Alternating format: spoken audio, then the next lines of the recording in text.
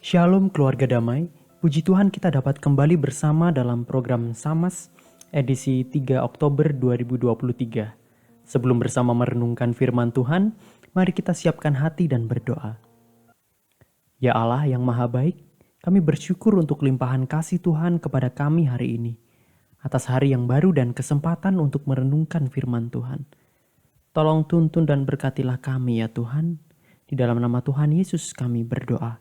Amin. Keluarga damai, renungan hari ini terambil dari Pengkhotbah pasal yang keempat, ayat yang ke-9 sampai dengan yang ke-12. Pengkhotbah pasal yang keempat, ayat yang ke-9 sampai dengan yang ke-12 demikian. Berdua lebih baik daripada seorang diri, karena mereka menerima upah yang baik dalam jerih payah mereka. Karena kalau mereka jatuh, yang seorang mengangkat temannya. Tetapi why orang yang jatuh, yang tidak mempunyai orang lain untuk mengangkatnya. Juga kalau orang tidur berdua, mereka menjadi panas. Tetapi bagaimana seorang saja dapat menjadi panas? Dan bila mana seorang dapat dikalahkan, dua orang akan dapat bertahan. Tali 3 lembar tak mudah diputuskan. Keluarga damai, renungan kita pada hari ini berjudul menikah. Nah, keluarga damai, tentang menikah, orang bisa bertanya, kenapa sih kamu menikah? Ada banyak alasan mengapa orang menikah. Ada banyak alasan juga mengapa orang memilih tidak menikah. Memilih menikah bukan sesuatu yang bisa diputuskan dengan mudah. Karena di tengah ketidakpastian hidup, kata orang, menikah pasti mengurangi dan menambahi. Mengurangi, misalnya, mengurangi waktu sendirian, mengurangi waktu main bersama teman, mengurangi uang sendiri karena harus beli ini itu, apalagi kalau sudah ada anak. Tetapi sebetulnya menikah juga bisa menambahi. Misalnya, menambahi biaya pas harus bayar ini itu, menambahi tugas pas harus beres-beres ini itu, menambahi pikiran pas harus mikir besok masak apa ya, anak mau sekolah di mana ya. Nah, apalagi kalau pas berantem. Nah, ini bisa menambah emosi juga. Lalu mengapa akhirnya tetap memilih menikah? Menurut saya menikah itu bukan serta-merta tanpa alasan. Ya, bisa sajalah orang asal-asalan menikah, namun bisa juga untuk tujuan tertentu.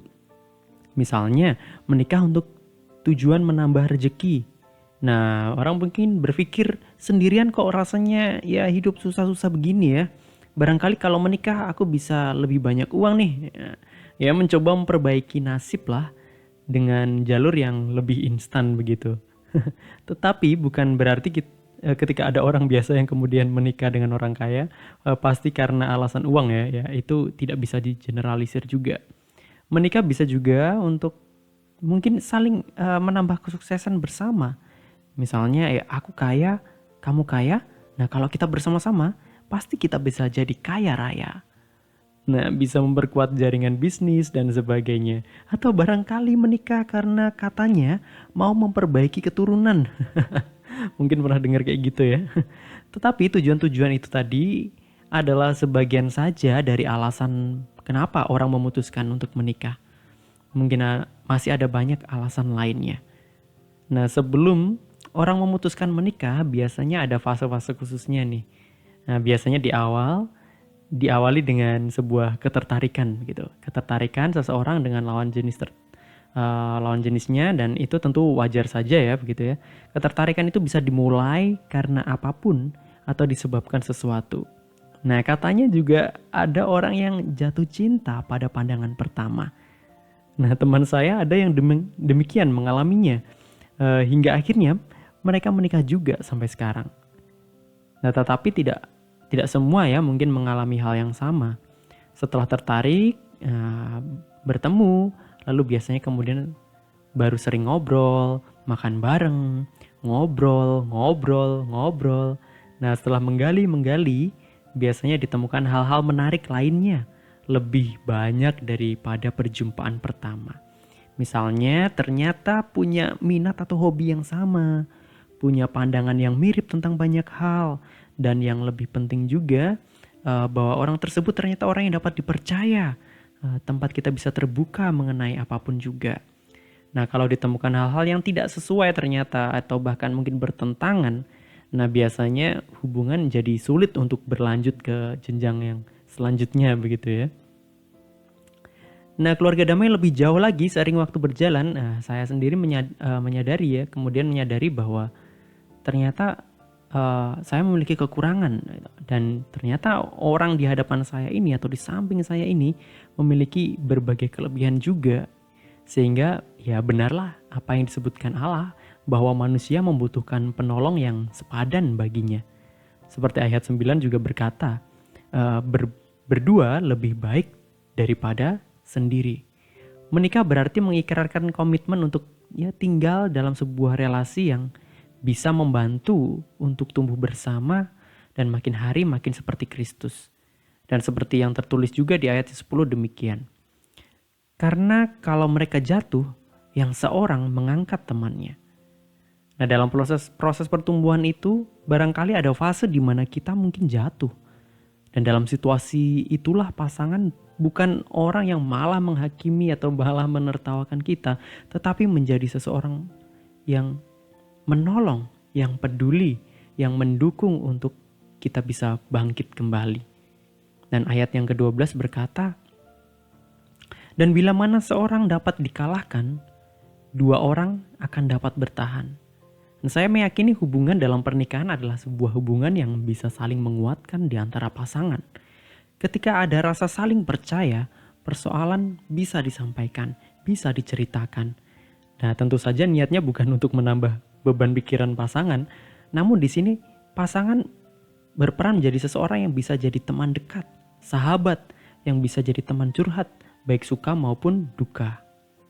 Ketika menyampaikan itu, nah itu sebetulnya juga menyampaikan unek-unek tadi begitu ya. Itu sebetulnya juga bisa melihat dari jadi momen dan tempat untuk ya menurunkan ego.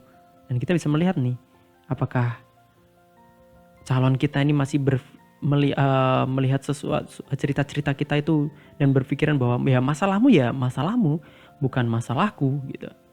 Atau sebaliknya justru mau menjadi pendengar yang baik, yang menunjukkan empati, yang mau menguatkan kita. Nah, sehingga di tengah pergumulan hidup nanti, kita dapat bertahan, bahkan terus bertumbuh bersama-sama. Nah, ketika dirasa sudah menemukan orang yang demikian itulah, kemudian saya memutuskan untuk melanjutkan ke jenjang selanjutnya yaitu menikah. Nah, setidaknya orang itu ya mampu membuat saya menyadari kekurangan saya dan memiliki kriteria penolong untuk saya, kemudian orang yang bisa menjadi sahabat erat buat saya dan menerima saya dan mau bersama-sama bertumbuh, mau saling menolong, mau saling menguatkan. Nah, kalau sudah ketemu nih udah pas begitu ya, kemudian ya bagaikan kepingan puzzle yang bisa saling melengkapi sehingga langkah selanjutnya adalah ya ingin menyatukan dalam ikatan kudus. Tentu saja ketika calon pasangan kita itu bisa jadi ketika calon pasangan kita juga merasakan hal yang sama dan setuju untuk menuju ke pernikahan juga. Nah, kalau perasaannya ternyata nggak sama, ya lain ceritanya nanti ya. Nah, pada akhirnya keluarga damai menikah bukanlah sebuah keputusan yang mudah atau bisa dengan gampang untuk saya pilih juga. Seperti yang disampaikan di awal, pasti ada efek sampingnya begitu ya. Coba kalau wawancara dengan orang-orang yang sudah menikah, banyak sekali pasti ceritanya. Tapi di dalamnya saya menyadari bahwa ada kesempatan untuk menjadi pribadi yang bisa bertumbuh lebih baik. Di mana perjuangan untuk menjadi lebih baik itu tidak dilakukan sendirian, melainkan bersama-sama dengan orang yang dekat dengan kita, orang yang kita bisa percaya, sahabat hidup kita, dan kekasih kita. Menikah tidak membuat perjalanan hidup menjadi lebih mudah. Malah kadang dalam pernikahan ini justru ada pergumulan dan tantangan dalam hidup ini. Tetapi dari pernikahan ini juga, saya yakin saya bisa punya partner untuk melangkah bersama di dalam Tuhan. Nah, untuk saudara-saudara yang mungkin masih dalam pergumulan menuju pernikahan, sebaiknya jangan asal comot soal pasangan hidup gitu ya. Kecuali memang mau menambah tantangan hidup gitu. Jangan ya. Dan keluarga damai, kehidupan dan pergumulan tentang keluarga akan banyak dibahas dalam sama-sama edisi selanjutnya di bulan ini. Dan semoga terus terberkati. Mari kita berdoa. Ya Tuhan, terima kasih untuk teman hidup yang Tuhan berikan kepada kami, semua orang-orang yang dekat dengan kami, keluarga maupun saudara kami. Kiranya Tuhan senantiasa menolong kami untuk terus bisa saling mengasihi, saling menolong, saling menguatkan, dan terus bertumbuh bersama di tengah berbagai situasi hidup ini. Kiranya Tuhan membimbing dan menolong saudara-saudara yang dalam pergumulan mengenai pasangan hidup maupun pernikahannya. Terima kasih ya Tuhan, di dalam nama Tuhan Yesus kami berdoa. Amin. Demikian sama kita pada hari ini, selamat berbahagia bersama kekasih hati, Tuhan memberkati.